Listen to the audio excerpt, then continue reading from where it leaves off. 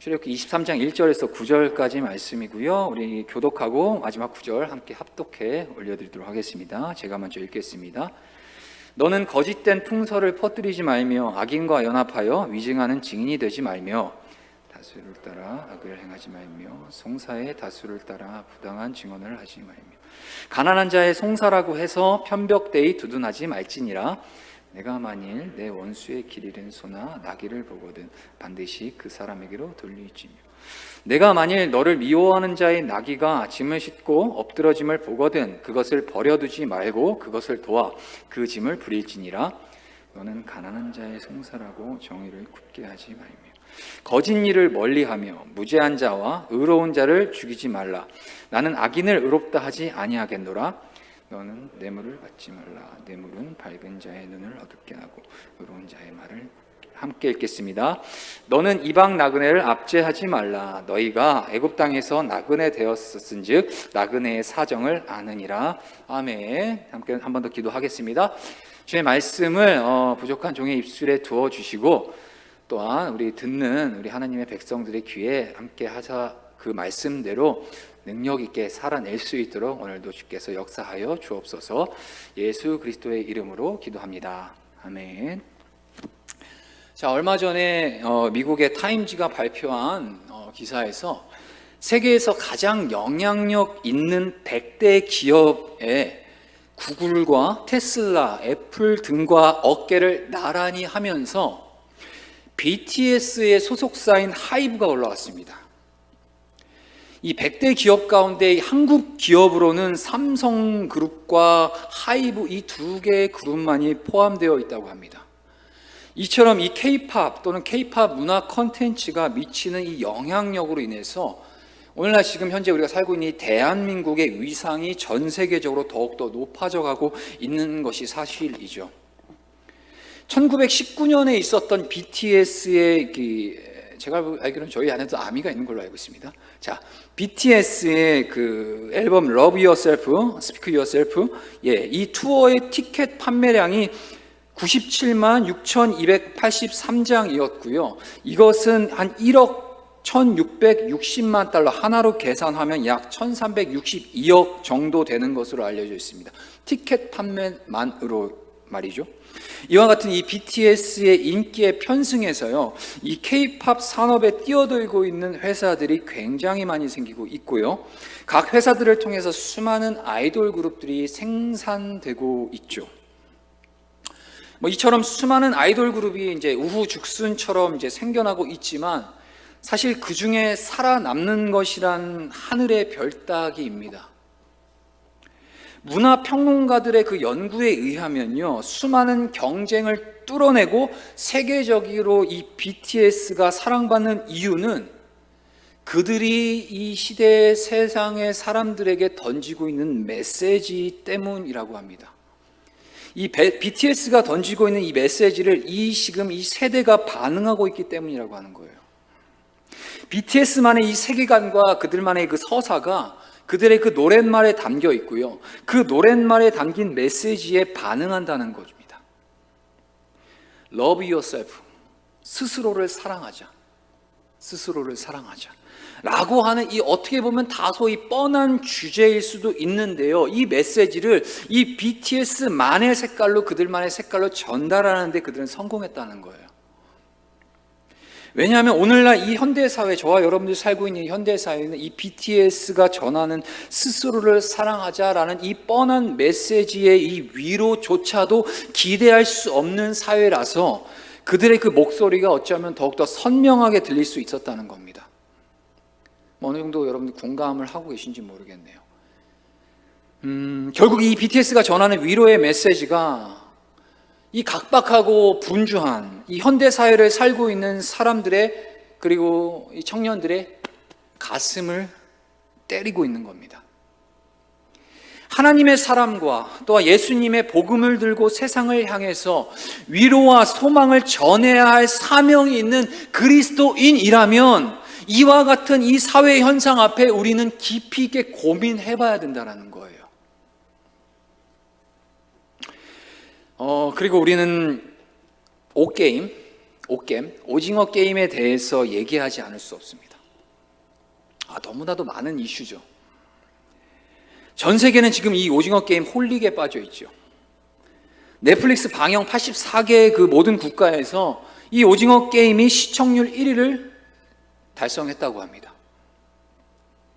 BTS의 신드롬과 마찬가지로 이 오징어 게임의 성공으로 인해서 이 대한민국 이 문화가 세계적으로 각광을 받고 있으며, 이는 국가적인 위상이 한층 더 높아진 그것을 나타내주고 있죠. 달고나 엄청 유행하잖아요. 어디 가보니까 뉴스 보니까 달고나 하나에 15,000원에 판다고 하더라고요. 네, 다 드시지 말고 제가 해드릴게요. 네.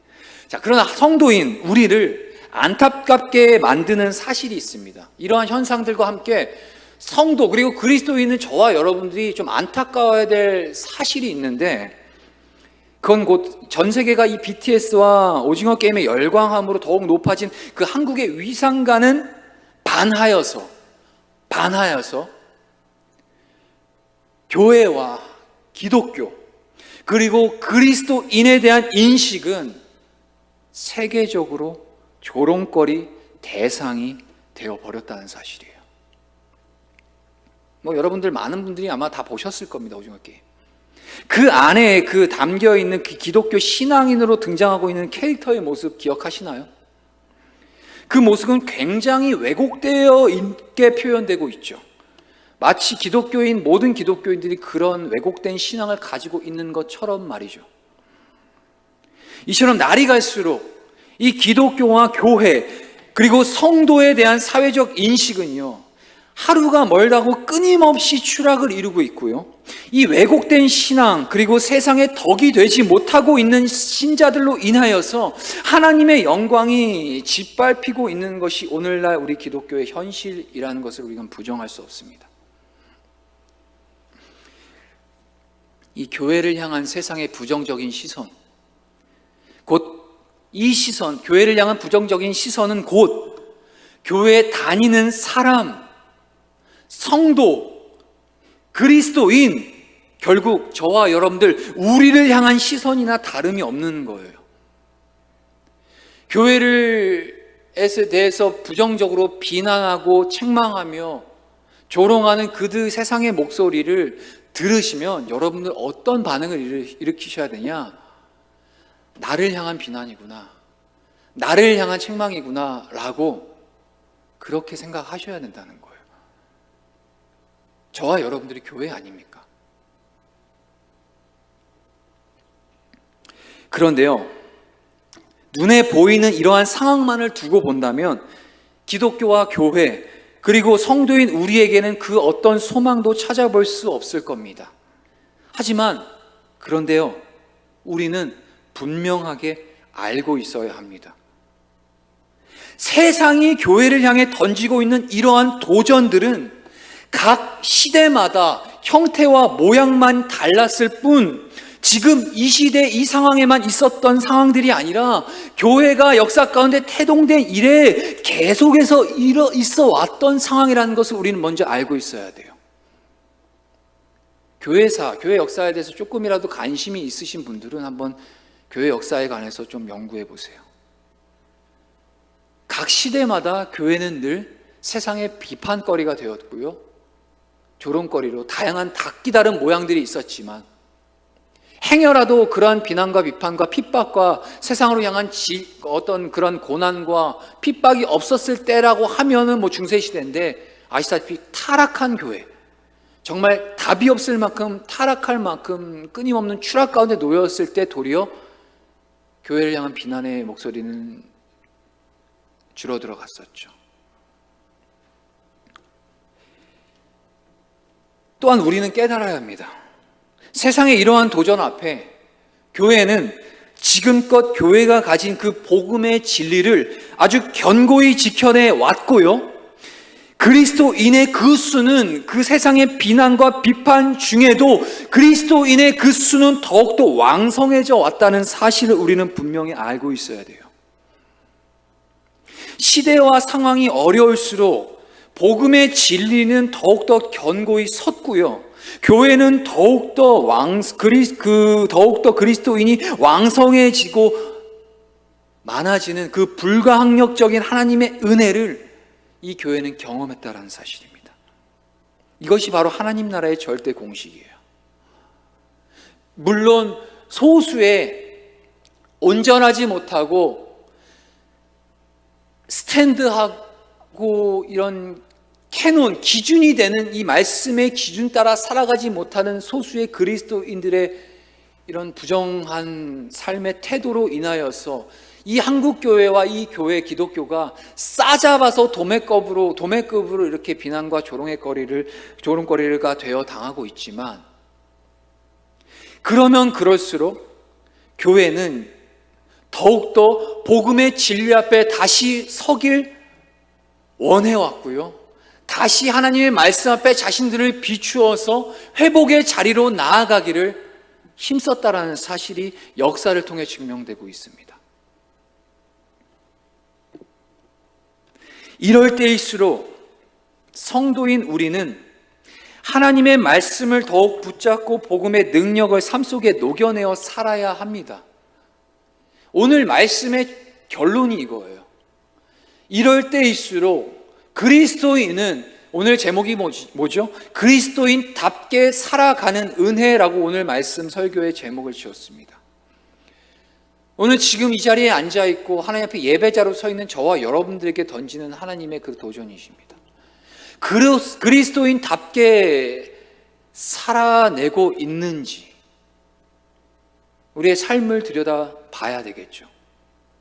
교회 안에서만 신자로, 성도로, 그리스도인으로 살아가고 괜찮은 성도의 코스프레를 살아가고 나아가는 것이 아니라, 이 예배와 축도가 끝난 저 세상 밖으로 나아갔을 때 하나님의 백성 그리스도인답게 현장에서 삶의 예배, 오늘 찬양 정말 은혜로웠습니다. 시간만 많으면 찬양만 계속하고 싶은데, 정말 이 땅에 그 죽어가고 망가져가는 이 피조물들이, 당신의 자녀들이 이 땅을 회복시킬 그날을 고대함으로써 하나님이 그 죄로 인해 파괴된 그 에덴의 질서가 훼손된 그 에덴의 질서가 그리스도인답게 살아가고자 말씀 앞에 자신을 겸손히 낮추고 자신을 말씀 앞에 비추어 거울 삼아 자신을 말씀 앞에 비추어 살고자 노력하고 부더니도 하나님 앞에 자기 자신을 내어드리는 거룩한 성도들을 통하여서 이 땅이 회복되어지는 그날,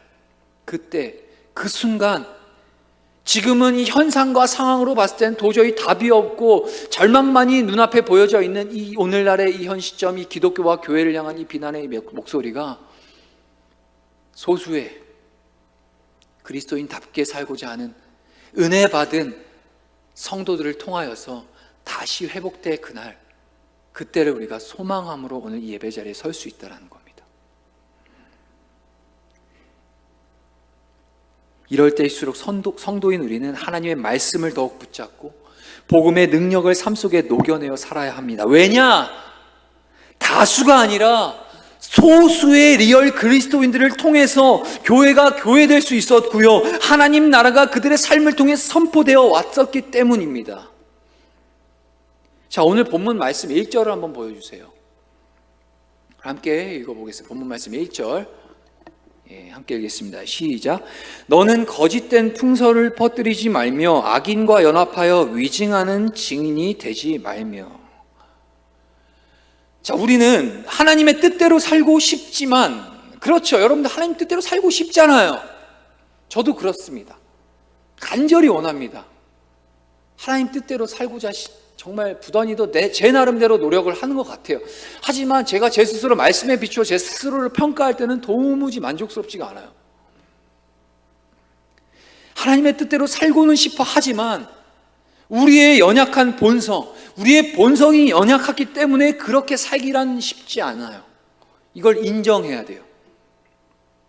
사람은 누구나 공동체, 오늘 이러한 우리가 교회 공동체처럼, 신앙 공동체처럼 사람이라면 누구나 공동체 속에 살고 있기 때문에 어쩌면 대세를 따라 행동하게 되는 것이 일반적인 현상이에요. 대세. 그러나 오늘 말씀은 세상 사람들의 생각이나 또한 다수의 여론이 우리 삶을 결정짓게 하지 말라고 말씀하고 있습니다. 모든 사람들이 다 그 방향으로 달려간다고 해서 그 길로 우리 성도인 우리마저도 똑같이 그 길로 가야 하는 것이 아니라는 사실을 말씀해 주고 있는 거예요. 여러분들, 사람이란 존재는요, 언제나 늘 먼저 부정적인 메시지에 쉽게 반응해요. 긍정적인 메시지보다 적어도 3배 그 이상 더 빨리 부정적인 메시지가 빠르게 전파된다고 합니다. 대세에 거슬러서 이 하나님의 길을 가기로 결정한 이 성도는 그러한 것들에 휩쓸려 살아가지 않기로 작정한 성도들이라는 거예요. 이른바 풍문이나 소문을 다 퍼다가 나르는 그러한 도구로, 적어도 퍼다 나르는 도구로는 사용하지 말아야 될 것 아닙니까? 그리스도인이라고 순교적 삶을 살겠다고 진리 앞에 내가 반응하겠다라고 하면서 거짓에 대항하면 이 목숨까지 걸고 순교의 자세로 대항할 수는 있는 그런 성도는 솔직히 말해서 그 수준은 적을 겁니다. 정말 아프간 사태나 저 북한 땅의 지하교회 그리스도인들의 삶과 같이 만약에 그런 현상이 지금 저와 여러분들의 삶 가운데 당장 내일 그렇게 우리가 삶이 직면하게 된다면 과연 그 복음의 진리를 끝까지 사수하기 위해서 목숨 다 내어주고 끝까지 그 진리를 사수하고자 노력하고 그렇게 결단과 순종의 삶을 살고자 하는 사람들이 과연 성도들이 몇이나 있을 수 있을까요? 전 많지 않을 거라고 봅니다. 하지만 굳이 그렇게까지는 살지 못하더라도 적어도 다수가 따라가고 대세라고 세상이 쫓아가는 그 소문과 풍설과 그러한 것들을 그냥 가져다가 퍼다가 똑같이 우리도 날라서 퍼다 나르고 있는 그러한 작업들은 적어도 우리는 멈춰야 되지 않겠습니까? 소극적이라도 말이죠. 그 비록 소극적이지만 확인되지 않은 그 거짓 소문이나 메시지를 퍼나르지 않는 것, 그리고 그런 사람들에게 휩쓸려 살아가지만 않아도 진리에 반응하며 살아가야 될 우리 그리스도인으로서 그 본분을 따라 살아가는 거라는 사실이에요. 저는 기왕이면 여러분들에게 도전합니다. 퍼나르는 것, 거짓된 소문, 하나님의 말씀과 진리를 왜곡하고 하나님의 말씀에 반하는 그러한 세상에 쏟아져 나가고 있는 거짓된 메시지를 퍼나르지 않는 정도만이 아니라 저는 여러분들 진리를 사수함으로 목숨도 아낌없이 그 진리 앞에 끝까지 사수함으로 나아갈 수 있는 우리 성도의 청년부 되길 간절히 소망합니다. 할렐루야. 1절 하반절 말씀에 제가 다시 한번 읽을게요. 악인과 연합하여 위증하는 증인이 되지 말며 라고 기록되어 있습니다. 악인의 특징이 뭔가요? 여러분들 성경을 쭉 들여다보면 악인의 정형적인 특징이 뭐냐? 근거 없는 소문을 퍼뜨려서 거짓을 전파하는 거예요. 악인들의 전형적인 속성입니다. 거짓을 전파하는 자들, 남을 모함하는 것, 10개를 100개로 속이는 것, 조그마한 실수에도 죽이려고 애를 쓰는 것, 많은 사람들이 말하니까 그에 휩쓸려 요동하는 것, 그것에 대해서 성경은 위증하는 것과 다름없다라고 얘기하는 거죠. 위증이 뭔가요, 여러분? 위증이라는 단어.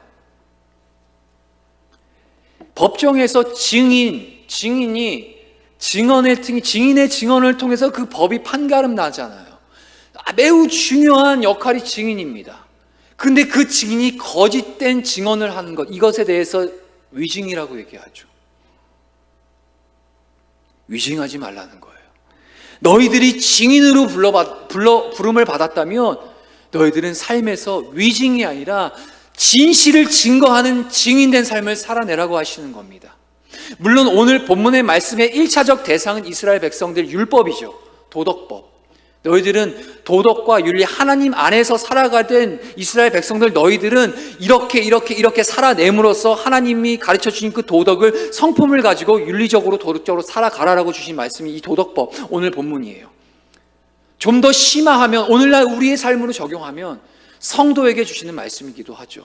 우리를 증인으로 불러주셨어요. 무슨 증인? 그리스도를 증거하는 증인 아닙니까? 근데 우리가 그리스도인을 증거하는 증인으로 살아가는데 우리의 입술에서 나타나는 건 그 위증의 말들밖에 안 나타난다면 그것이 과연 그리스도인을 증거하는 증인의 삶을 사는 것이라고 확신할 수 있을까요? 아니죠. 그리고 한 가지 더, 여러분들 예수님 얼마나 알고 계십니까? 예수님이 지금까지 여러분들 신앙생활 10년, 20년, 30년, 40년 가까이 하셨으면서 여러분들 얼마만큼 예수님에 대해서 정확하게 알고 계십니까? 아니, 질문을 다시 바꿔서 얘기할까요? 성경을 얼마나 알고 계십니까? 여러분들이 삶에 먹고 사는 문제에 앞서서 여러분들이 자기 개발하고 비전과 여러분들이 꿈꾸는 그 미래의 찬란한 그 여러분들의 미래를 위해서 노력하는 그 시간, 그 가운데 단 10분, 단 5분만이라도 띄어서 하나님의 말씀 진리를 가까이 두고 그 말씀을 암송하기에 힘쓰고 예수 그리스도를 더 깊이 아는 것에 힘쓰는 그 시간들, 여러분들 얼마나 여러분들 삶 가운데 할애하고 계신가요? 저는 모르죠. 여러분들은 아십니다. 행여라도 여러분들이 그러한 삶, 그 조그만 그 아주 지극히 일부인 그 삶조차도 하나님을 아는 지식, 예수 그리스도를 아는 지식 앞에 여러분들이 투자하지 않는다면, 여러분들이 아무리 내가 예수를 믿는다, 세상 가운데 예수 그리스도의 증인으로 살겠다, 찬양을 통해 뭔가 어떤 고백, 신앙의 고백을 통해 마음껏 고백하고 있지만 여러분들 입술에는 위증된 말밖에 나올 수밖에 없어요. 진리를 모르니까, 알지 못한 예수님이 누군지 모르는데 어떻게 우리 예수님을 증거를 한들 그것이 진짜라는 사실이 어떻게 증명된다는 거죠. 그러니까 여러분들에게 지금 전하는 말씀이 이겁니다. 위증하지 말라는 거예요. 너희들은 세상의 법정 가운데 서 있다. 결국 하나님 장차 다시 오실, 예수님 심판해 주러 다시 오실 때 우리가 하나님의 심판대에 서게 될 텐데, 그 앞에 우리가 섰을 때 너희는 진실을 증거하는 증인으로 살았느냐, 아니면 거짓을 퍼다 나르는 위증자로 살아갔느냐라는 분명한 대가를 여러분들, 거기에 대한 책임을 여러분들 앞에 하나님은 반드시 물으실 겁니다. 진리를 붙잡고 살아갑시다. 할렐루야. 하나님의 말씀 앞에 우리를 겸손히 낮추어 진짜 예수님, 말씀 앞에 로고스, 말씀이 육신되어 오신 그 주님을 바로 알고 그분을 증거하는 참된 증인으로 살아갈 수 있는 우리 사랑하는 성도교회의 모든 청년 공동체 되길 간절히 소망합니다. 2절 주세요. 본문 말씀 2절 부탁드립니다. 함께 읽겠습니다. 시작. 다수를 따라 악을 행하지 말며 송사의 다수를 따라 부당한 증언을 하지 말며. 다수는 악을 행하는 존재입니다. 적어도 팩트가 그래요. 여러분들 다수 좋아하지 마세요. 사람이 모이면요, 죄 짓는 것부터 생각하게 됩니다. 이 성경에도 써 있잖아요. 창세기 11장 여러분들 보셨어요? 거기 무슨 사건이 나오죠? 바벨탑 사건이 나오죠. 사람들이 모이니까 결국 한다는 짓이, 나도 하나님처럼 되려고 하면서 하나님을 막 하나님보다 높아지고자 바벨탑을 막 쌓아 올라가요. 모이면 모일수록 자꾸 죄를 궁리하는 존재가 바로 우리의 연약한 존재, 사람이라는 존재라는 거예요. 교회로 모이다. 교회는 모이세요. 하나님 말씀이 있잖아요. 다수는 악을 행하는 존재라고 저는 그렇게 규정하고 싶어요. 다수가 선을 행하는 세상은 이 세상에 없어요. 이스라엘 향해 악한 길에서 돌이키라고 하셨던 그 하나님의 말씀, 스가랴 선지자를 통해서, 에스겔 선지자를 통해서, 수많은 선지자들을 통해서 타락한 이스라엘을 향해서, 이스라엘 백성들을 향해서 너희들 돌아와라 라고 하나님 계속해서 끊임없이 얘기하시죠. 여러분 기억하시죠? 구약 말씀, 선지자의 말씀들. 그건 어느 불특정 다수, 어느 몇몇의 사람들, 소수들에게 하신 말씀이 아니라 이스라엘 공동체, 이스라엘 민족 그 통째로 싸잡아서 하시는 말씀이에요. 그건 뭘 얘기하죠? 결국 국가를 이루고 공동체를 이루고 다수가 되면 하나님을 떠나가는 길에 더욱더 힘써 신실하게 그 죄를 따라 살아가는 존재가 바로 사람이라는 겁니다. 이스라엘 백성들이 누구나도 할 것 없이 통째로 악한 길을 따라 살아갔기 때문에 우리 하나님은 너희들은 이스라엘 백성아 그 죄악에서 돌이켜 내게로 돌아와라라고 하신 거죠. 다수를 따라간다면 악한 길로 저질러 따라가게 되어 있습니다. 성도가 이 미디어를 이용하는 목적이 뭘까요? 그리스도인인 저희들이 너무나도 자연스럽게 유튜브를 통해서 이 미디어 매체들을 통해서 이것들을 보고 이것들을 통해서 정보를 유입시키고 정보를 습득하는 이 목적이 뭔가요? 그들이 말하는 그 세상이 말하는 그것을 통해서 선포되어지는 그 세상의 거짓된 그 메시지 함께 동행하며 살겠다는 것인가요? 아니죠.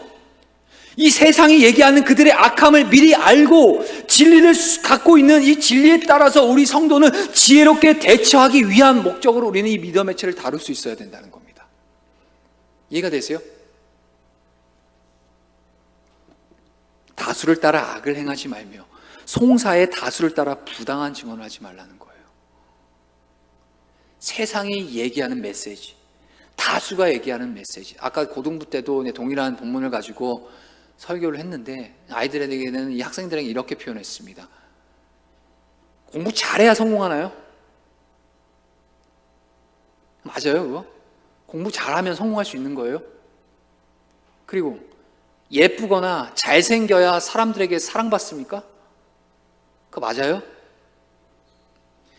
그리고 남을 짓밟고 그들을 눌러야지 내가 높은 곳에 설 수 있고 내가 성공할 수 있는 건가요?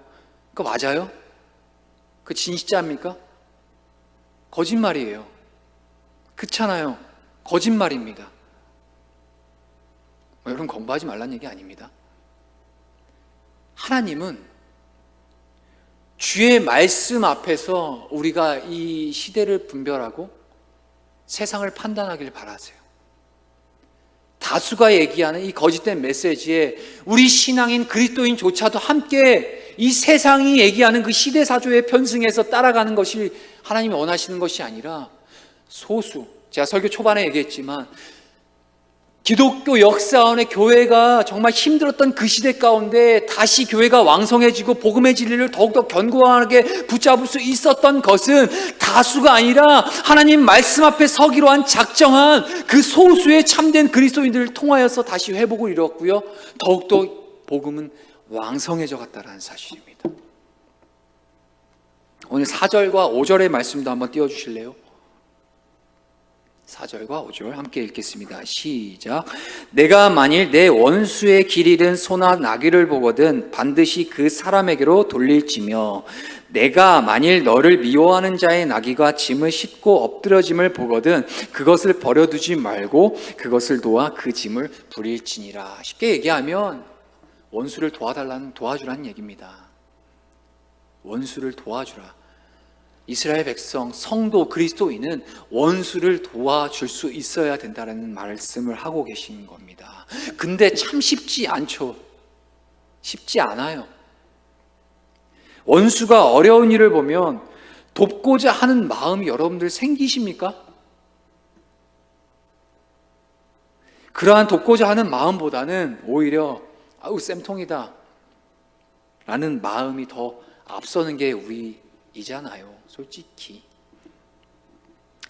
그런데 성경은 원수의 어려움을 도와주라고 얘기합니다.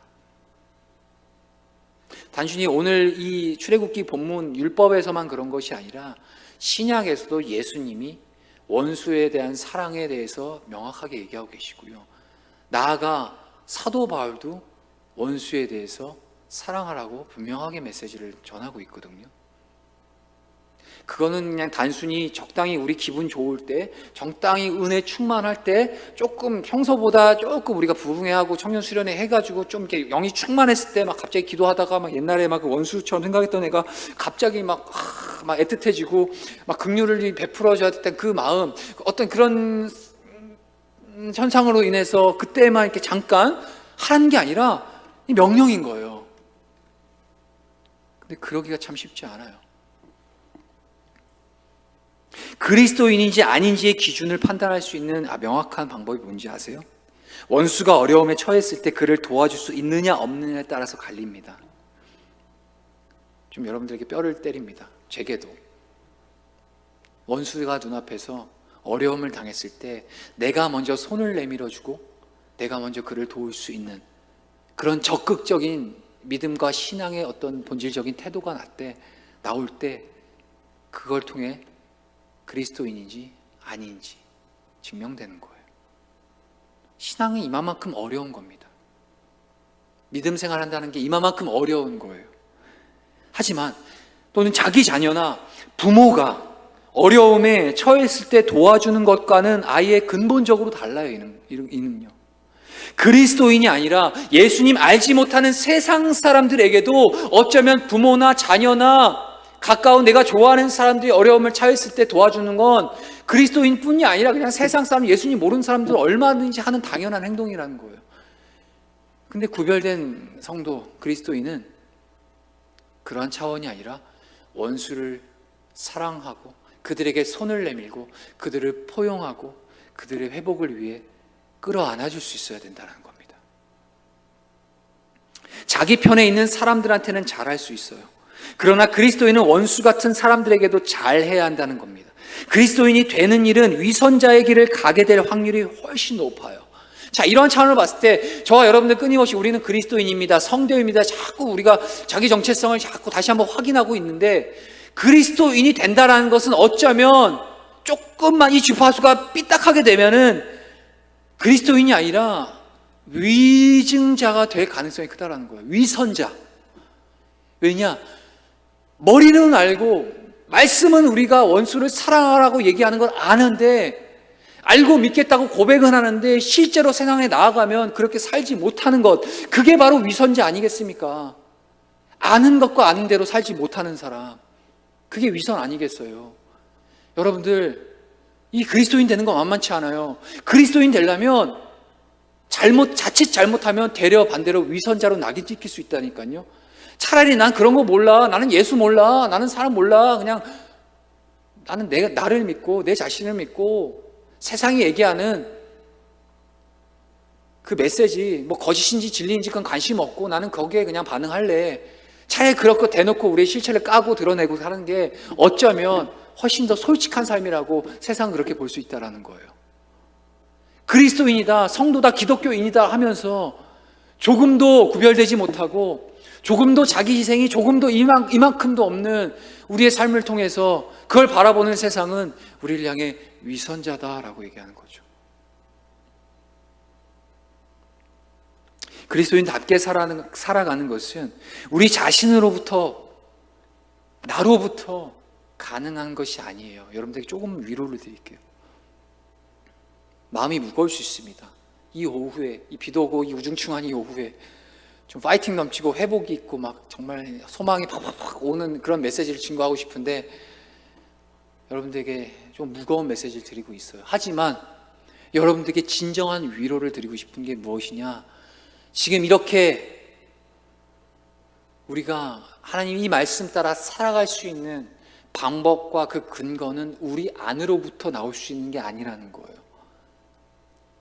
우리 자신으로부터 가능한 것이 아니라는 사실입니다. 무엇으로부터?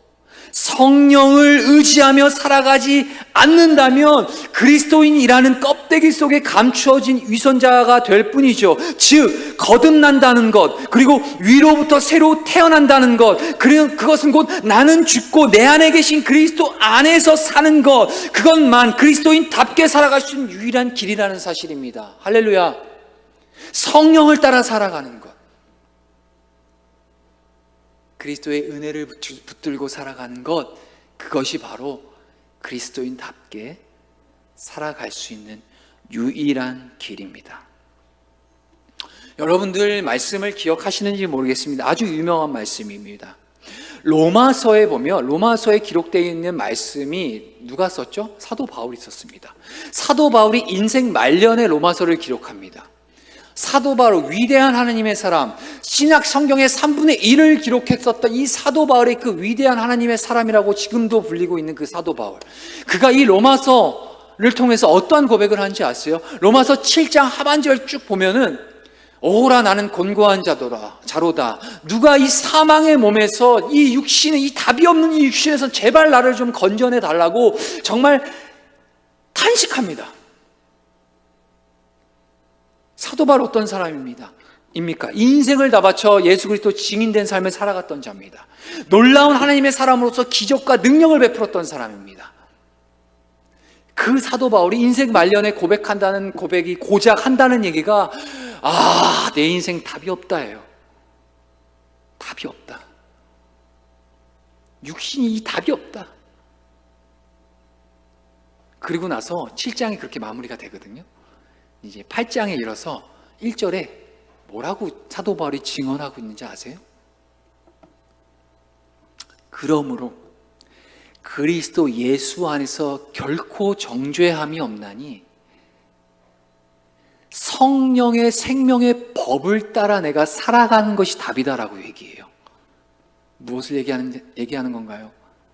우리 스스로는 답이 없다라는 겁니다. 답은 성령님의 의지에서 성령의 인도하심을 따라 사는 것만이 그리스도인답게 살아가는 은혜라는 사실입니다. 할렐루야. 여러분들 오늘 말씀이 여러분의 귀와 마음 가운데 분명하게 새겨주셨으면 좋겠습니다. 안 새겨지면 의도적으로라도 그냥 이를 악물고 대곱씹어 나가세요. 그게 사는 길입니다.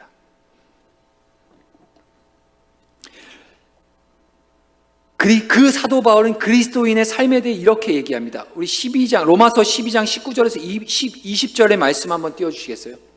우리 함께 읽어보겠습니다. 시작. 내 사랑하는 자들아, 너희가 친히 원수를 갚지 말고 하나님의 진노하심에 맡기라. 기록되었으되 원수 갚는 것이 내게 있으니 내가 갚으리라고 주께서 말씀하시니라.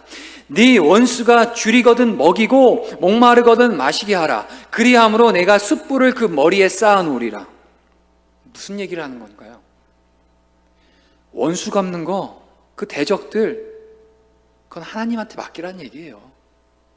그건 하나님이 뭐라 하시는 것인지 아세요? 얘야, 악역은 내가 할게. 내가 악역할게.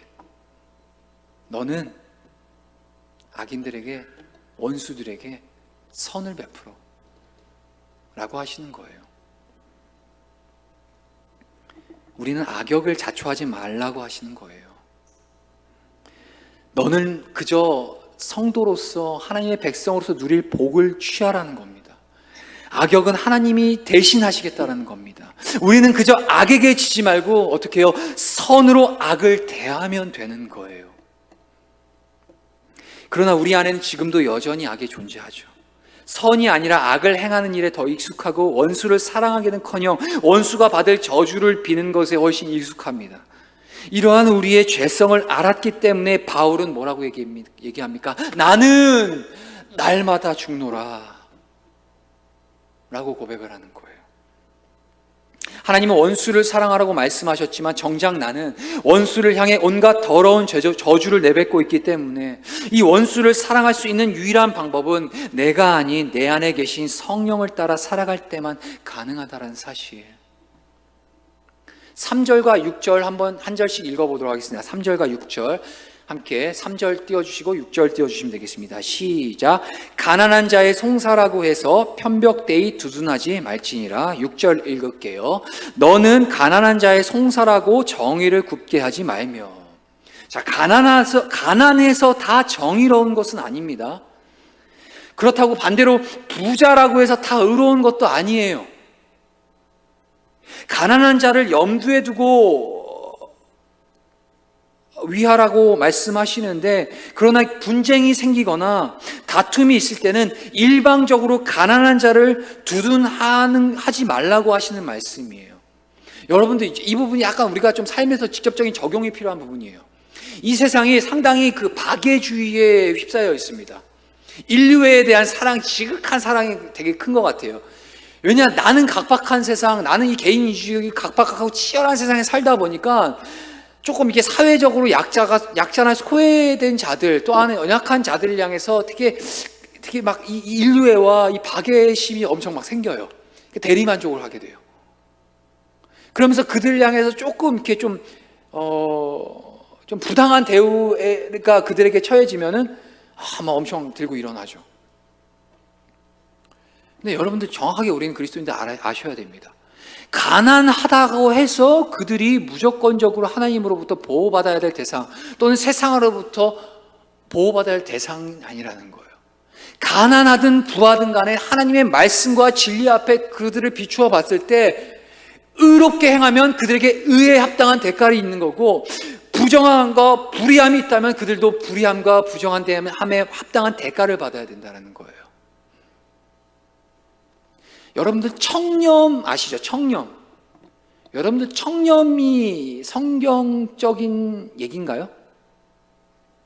좋은 단어죠. 긍정적이죠. 하지만 저는 그렇게 생각합니다. 청렴이라는 그 메시지 자체가, 이 단어 자체가 성경이 얘기하고는 그 본질과 진리를 다루고 있지는 않아요. 왜냐? 청렴이 뭔가요? 그저 가난을 취하고, 의도적인 자발성 가난을 취하거나 내가 좀 더 세상적으로 봤을 때 좀 더 청렴한 삶을 살아가고자, 그 행위 자체가 진리는 아니죠.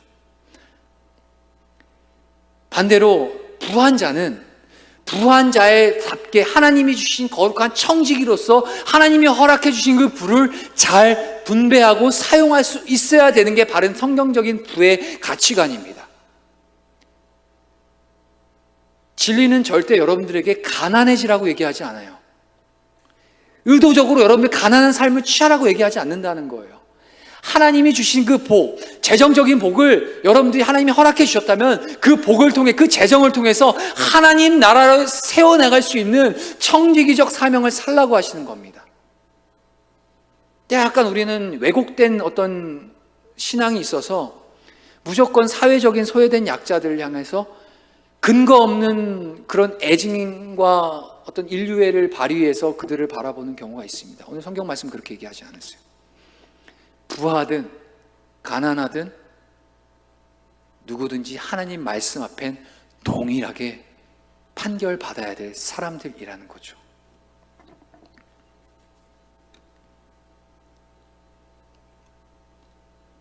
이건 뭘 얘기하시냐?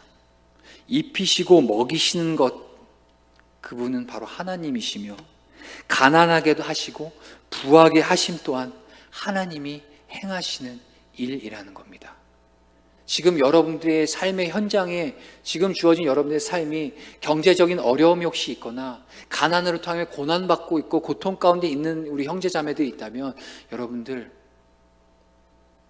하나님을 더욱더 찾고 그 주님 앞에 바로 서는 것에 더 집중하셨으면 좋겠어요. 뭐 진리를 막 바로 서면 부해집니다, 막 부자가 됩니다, 이런 차원으로 이런 얘기를 하는 게 아닙니다. 우리가 진짜 취해야 될 그 본질이 무엇인지에 대해서 여러분들 이 성경이 가르쳐주고 있는 겁니다. 사람은 누구나 공평과 정의가 살아있는 사회에서 살기를 원합니다. 그러나 이 세상과는 달리 그리스도인이 추구하는 공평과 정의의 기준이 뭔가요? 그건 바로 성경 말씀이 되어야 합니다. 인류는 언제나 유토피아를 꿈꿔왔어요. 그 허황된 이 유토피아가 결국에는 사회주의, 공산주의와 같은 잘못된 이념과 이데올로기를 만들었고, 그것은 잘못된 이념이라는 것이 역사 가운데 증명이 됐죠. 뭐 그렇다고 해서 자본주의가 막 바른다, 제대로 된 뭐 이념 체계다라고 얘기하는 게 아닙니다. 사람은 하나님의 말씀과 진리가 아니면 어떠한 체계든 이념이든 사상이든 실패하기 마련입니다. 그리스도인이 추구하는 공평과 정의의 기준, 그것은 곧 하나님의 말씀 진리여야 합니다. 인류는 하나님을 배제하고 인간 스스로 아름다운 세상을 만들어 보고자 하는 다양한 시도를 해왔어요. 그러나 하나님 없이 공평과 정의가 있는 세상은 절대로 존재하지 않습니다. 죄로 인해 타락한 인간 그 자신으로부터는 그 무엇도, 그 어떤 선한 것이 나올 수 없기 때문이에요. 결국 인류가 꿈꾸는 이 공평과 정의로운 세상에 대한 갈망이란 공의와 정의로 다스리시는 하나님의 나라, 그 안에서 누리게 될 진정한 평안을 우리가 더듬어 찾아갈 수 있도록 마련해 두신 하나님의 흔적이 우리 그리스도인들 안에 있다는 겁니다. 다시 말해 복음을 알지 못하고 예수님 모르는 이 세상 사람들도 그 안에는 하나님을 찾고자 하는 흔적들, 영원을 사모하는 마음이 그들 안에도 존재하고 있어요. 오늘 이곳에서 하나님을 예배하기로 작정한, 그리고 하나님 뜻대로 살기로 작정한 우리 그리스도인인 우리는, 영원한 하나님 나라를 소유한 그리스도인인 이 우리를 하나님 나라의 백성으로, 성도로, 그리스도인으로 이 예배의 자리로 불러 모으신 하나님의 그 목적은 지금 이 순간에도 하나님 없이 죄의 종으로 살아가고 있는 저 불쌍한 영혼들을 향해 하나님의 완전한 공의와 정의가 다스리는 그 하나님 나라를 가르쳐주고 선포하며 그들도 함께 누리며 살게 하시기 위한 목적으로 바로 오늘 저와 여러분들 이 예배의 자리로 현장으로 불러주셨다는 사실을 기억하셨으면 좋겠습니다. 말씀을 맺을게요. 이러한 차원으로 8절 이어서 너는 뇌물을 받지 말고 뇌물은 밝은 자의 눈을 어둡게 하고 의로운 자의 말을 굽게 한다라고 말씀하시거든요. 그 어떤 세상의 가치와 세상이 추구하고 있는 그런 뇌물, 부조리, 부정함들, 그것들 앞에서 우리가 끊임없이 여러분들 이제 사회생활하고 지금 청년 이브들 같은 경우 실제로 사회생활하고 있지만 여러분들 현장에서 수많은 부조리들을 보게 될 것입니다. 거기에 따라 여러분들 동조하지 마세요. 여러분들이 지켜야 될, 그리스도인이 가져야 될 그 영적인 프라이드를 지켜나가시길 바랍니다. 그리고 마지막 9절, 너는 이방 나그네를 압제하지 말라. 너희가 애굽 땅에서 나그네 되었음즉 나그네의 사정을 아느니라. 이러한 삶을 살아갈 때 그 동기가 무엇이냐? 결국에는 우리를 구원해 주셨던 그 구원의 하나님을 우리가 다시 되새기고 출애굽으로부터 그 애굽의 종노릇하며 살아갔던 그 노예의 그 나그네의 삶을 우리가 그때를 기억하며 그리스도인으로 살아가고 있는 오늘, 지금 여전히 세상 가운데 놓여있는 그 나그네와 같은 삶을 살아가고 있는 세상 가운데 우리가 그들을 하나님의 나라를 선포하고 복음을 증거하고 하나님의 나라의 회복을 위해 삶으로 증거하고 살아낼 수 있는 그러한 삶을 살아내라고 오늘 말씀을 통해 저와 여러분들에게 분명하게 선포되는 줄 믿습니다. 우리 찬양팀 준비해 주세요. 찬양할 건데요, 처음 불러보신 찬양이실 수도 있습니다. 이 땅 회복하기를 라는 찬양인데요, 이 로마서의 말씀에 근거해서 선포된 찬양입니다. 여러분들 그거 아세요? 이 하나님이 태초에 천지를 창조하셨잖아요. 해와 땅과 별과 하늘과 궁창과 물과 파도와 하늘 공중의 짐승과 바다의 물고기와 하늘의 나는 새들을 하나님 말씀에 의거해서 창조하셨고요. 그 모든 만물들은요, 창조된 그 목적대로 지금도 수많은 시간들이 흐르는 지금 이 순간에도 이 모든 피조물들의 피조세계는요, 하나님의 말씀대로 지금도 끊임없이 운영되고 있습니다. 그렇잖아요. 정확한 시간에 해가 뜨고 있고요, 정확한 시간에 달이 뜨고 있고요, 파도와 이 땅의 경계는 정확하게 그 경계선을 넘지 않고 하나님의 창조 세계가 운행되고 있어요. 그런데 여러분, 재밌는 사실이 뭔지 아십니까? 모든 하나님이 지으신 피조 세계들은요, 다 하나님의 말씀에 조금도 거절하지 않고 순종함으로 지금도 역사하고 있다는 거예요. 운행되고 있다는 거예요. 그런데 단 한 존재만 하나님의 말씀을 거절하고 배척하고 살아갑니다. 그게 누굴까요? 바로 인간입니다. 사람만이. 왜 그럴 수 있을까요? 하나님은 저와 여러분들을 로봇처럼 그렇게 그 자리에 머물러 그렇게 하나님의 말씀대로 살아라고 로봇처럼 비인격적으로 지어놓지 않으셨어요. 우리에게 하나님을 사랑하고 하나님 앞에 예배할 수 있는 의지를 주셔서, 순종할 수 있는 의지를 우리에게 주셔서, 우리에게 그렇게 하나님과의 높이를 맞추셔서 인격적으로 우리를 대해주시는 존재로서 우리를 존재케 하셨다라는 거예요. 그런데 죄로 인해 타락했죠. 이 세상이 고통받고 있죠. 피조 세계가 병들고 있고요. 이 저 죽어가는 영혼들은 끊임없이 진리를 붙잡고 진리를 소망하며 그 영혼의 사모하는 마음을 갈증을 갈망하며 여전히 고통받고 신음하고 있습니다. 그런데 어느 누구도 증거하지 않습니다. 어느 누구도 전하려고 들지 않아요. 하나님의 회복을 나타내고자 살고자 하는 그런 의지들이 우리 안에서는 나올 수가 없어요. 성령 안에서 하나님의 자녀들을 통해 이 땅이 회복되어질 수 있는 그런 삶이 바로 적어도 사랑하는 우리 성도교회, 우리 청년 공동체를 통해서 다시 한번 이 땅의 이 피조세계에 하나님의 회복이 이뤄갈 수 있기를 간절히 소망하고 바라는 마음으로 이 찬양 올려드리도록 하겠습니다. 우리 함께 자리에 일어나셔서 찬양하겠습니다.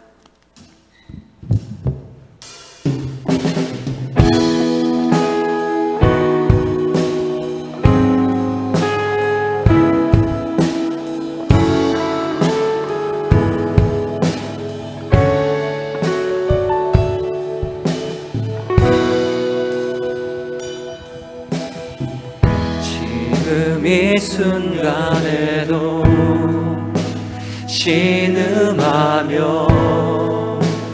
기다리는 모든 피조물은 우리 주의 자녀들이 나타나길 보니 기다리네. 주가 우리에게 맡겨주신 이 땅의 모든 생명들은 그의 영광을 영원토록 우리와 함께 찬양하리니.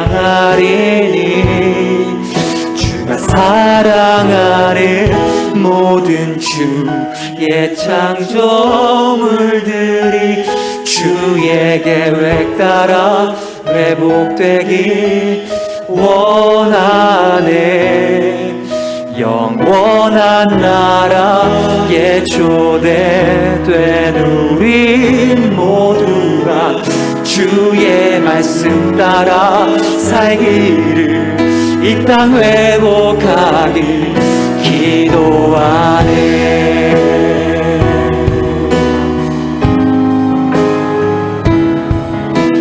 우리 한 번만 더 처음부터 다시 한번 이 가사를 주 앞에 고백드리며 찬양하도록 하겠습니다.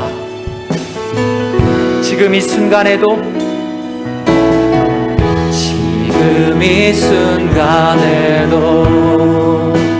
신음하며 기다리는 모든 피조물은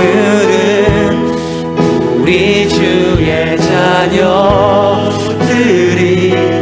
나타나길 보니 기다리네.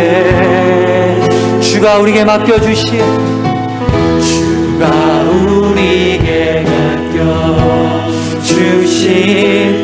이 땅의 모든 생명들은 그의 영광을 영원토록 우리와 함께 찬양하리니. 아멘. 주가 사랑하는 모든 주의 창조물들이 주의 계획 따라 회복되길 원하네. 영원한 나라에 초대된 우리 모두가 주의 말씀 따라 살기를 이 땅 회복할 주가 사랑하는 모든 주의 창조물들이 주의 계획 따라 회복되길 원하네.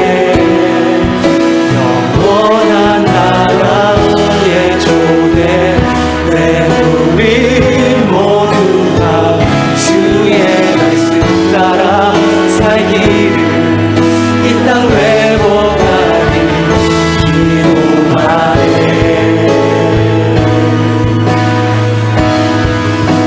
시간 함께 기도하며 나갑시다. 오늘 우리에게 주신 그 말씀을 통해서 여러분들의 그 마음 가운데 부딪혀온 분명한 메시지가 있을 것입니다. 주변에 그리스도인답게 살아가지 못했던 내 모습을 보며 여러분들 절망 가운데 나아갔던 적이 있으십니까? 예수님을 믿는 믿음의 사람이라고 하면서도 그렇게 온전히 살아가지 못한 내 자신을 바라보며 실망하거나 주저앉아 있었던 적 있습니까? 여러분, 애초에 애시당치 우리 스스로는 그런 거를 이뤄낼 수 있는 존재가 아닙니다.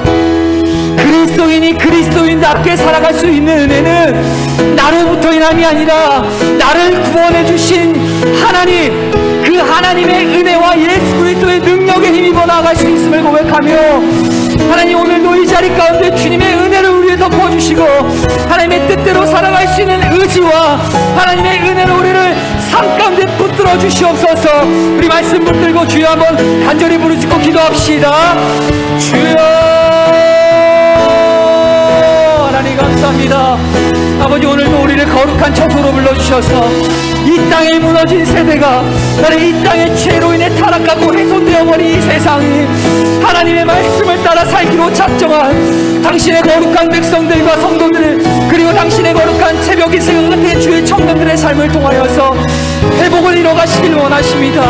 하나님, 먼저 여기 사랑하는 주의 자녀들 간구하며 기도하오니 하나님, 우리에게 먼저 하나님을 사랑하는 마음과 하나님 말씀 따라 살고자 하는 그 의지를 더하여 주시고, 그 주님 주신 성령의 인도하심을 따라서 사람을 살리고 세상의 덕을 행하며 교회가 교회될 수 있는, 아버지 살아 생명력 넘치는 하나님의 교회로서 우리 한 사람 한 사람 살아갈 수 있도록 역사하여 주시옵소서.